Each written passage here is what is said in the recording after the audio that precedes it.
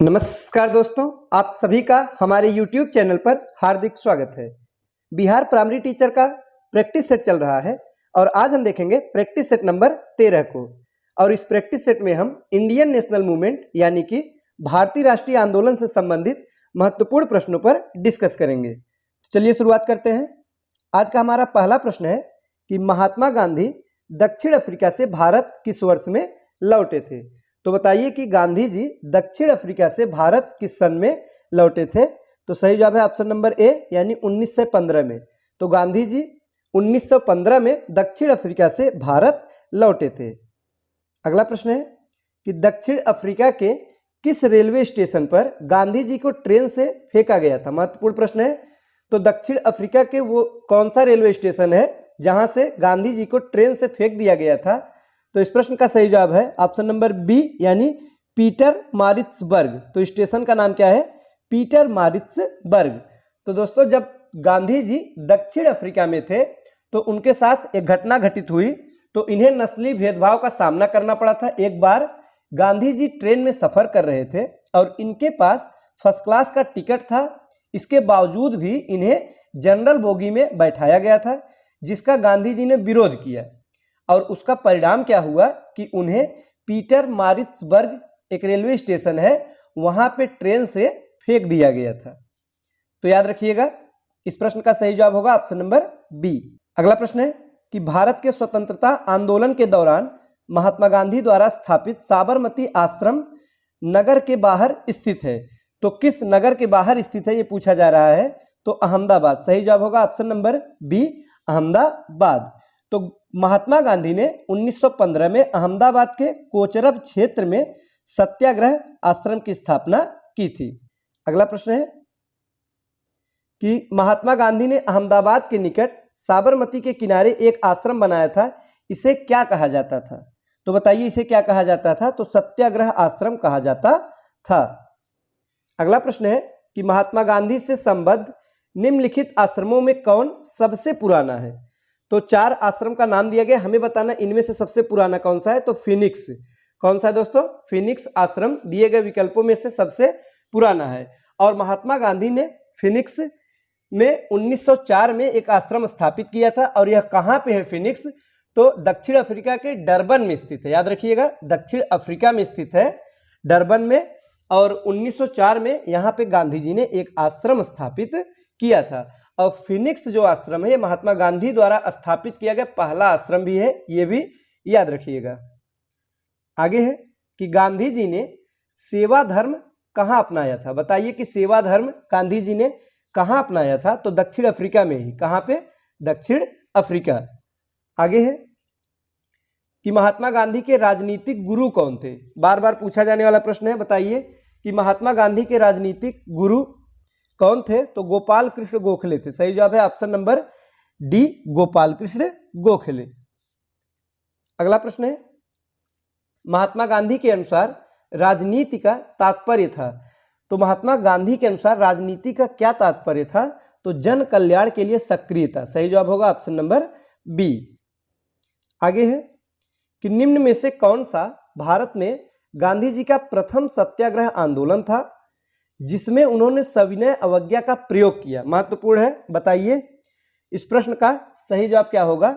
तो दोस्तों इस प्रश्न का जो सही जवाब होगा वो होगा ऑप्शन नंबर ए यानी कि चंपारण आंदोलन। तो वो कौन सा आंदोलन था। तो वो था चंपारण आंदोलन। अगला प्रश्न है कि निम्नलिखित में से किसने कहा था कि विदेशी वस्त्रों की बर्बादी ही उनके साथ सर्वोत्तम व्यवहार है। तो ये जो कथन है यह किसका है।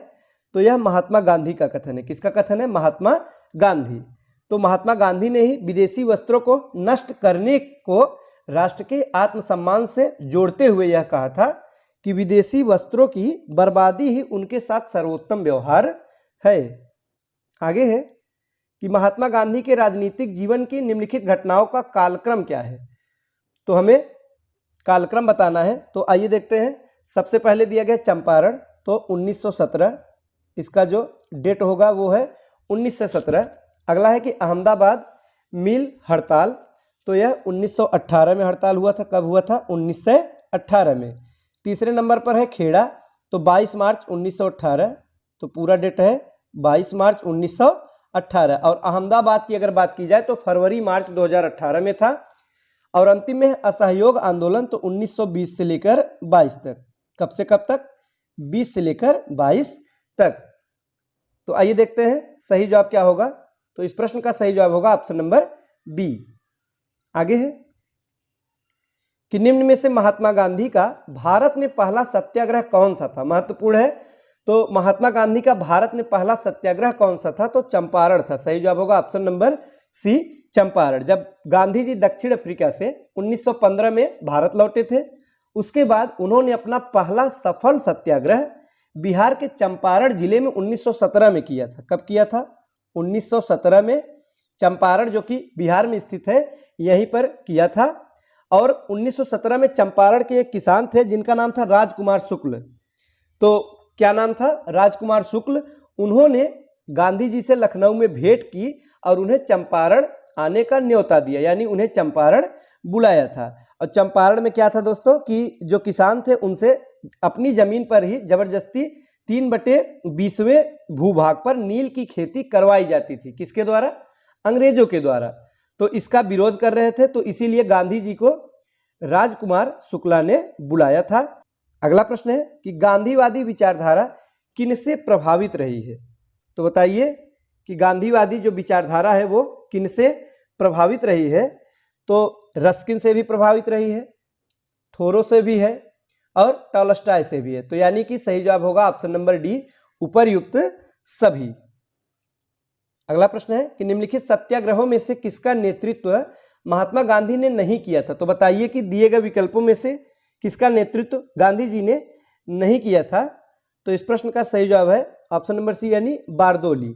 तो सबसे पहले दिया गया दोस्तों भारत छोड़ो आंदोलन, इसका नेतृत्व गांधी जी ने 1942 में किया था। दूसरे नंबर पे है सविनय अवज्ञा आंदोलन, 1930 में गांधी जी के नेतृत्व में हुआ था। तीसरे नंबर पर है बारदोली। तो जो बारदोली आंदोलन है, सत्याग्रह है, ये गांधी जी ने इसका नेतृत्व नहीं किया था। फिर किसने किया था?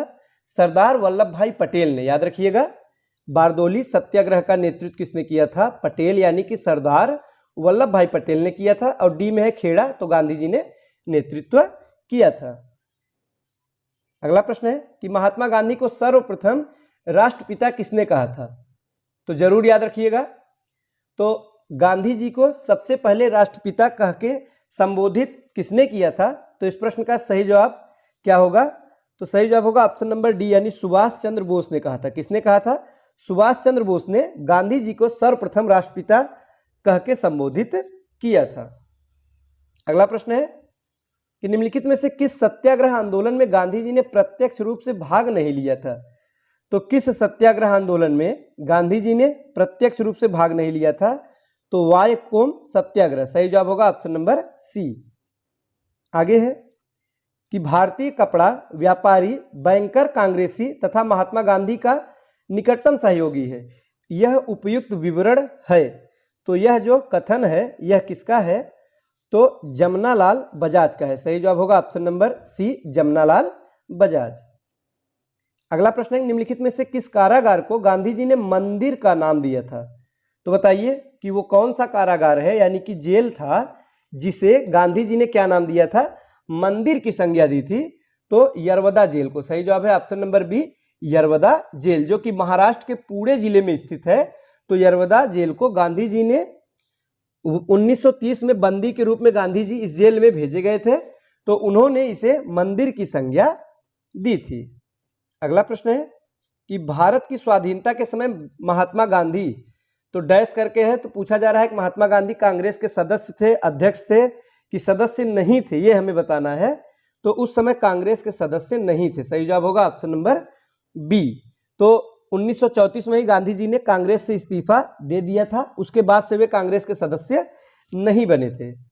अगला प्रश्न है कि गांधी जी की मृत्यु पर किसने कहा था कि हमारे जीवन से प्रकाश चला गया है? तो बताइए यह कथन किसका है? तो यह जवाहरलाल नेहरू का कथन है। सही जवाब होगा option number D. Gandhi ji की मृत्यु पर जवाहरलाल नेहरू ने कहा था कि हमारे जीवन से प्रकाश चला गया है। आगे है कि गांधी जी को वन मैन बाउंड्री फोर्स कहकर किसने संबोधित किया था? तो यह कथन किसका है? तो माउंटबेटन का है। सही जवाब होगा ऑप्शन नंबर सी, माउंटबेटन ने गांधी जी को वन मैन बाउंड्री फोर्स की उपाधि प्रदान की थी और उन्होंने कहा था कि जो काम 50,000 हथियार बंद सिपाही भी नहीं कर सकते वो काम गांधी जी ने कर दिखाया है। तो ये थे आज के महत्वपूर्ण प्रश्न। वीडियो अच्छा लगा हो तो लाइक करें। मिलते हैं अगले वीडियो में, तब तक के लिए नमस्कार।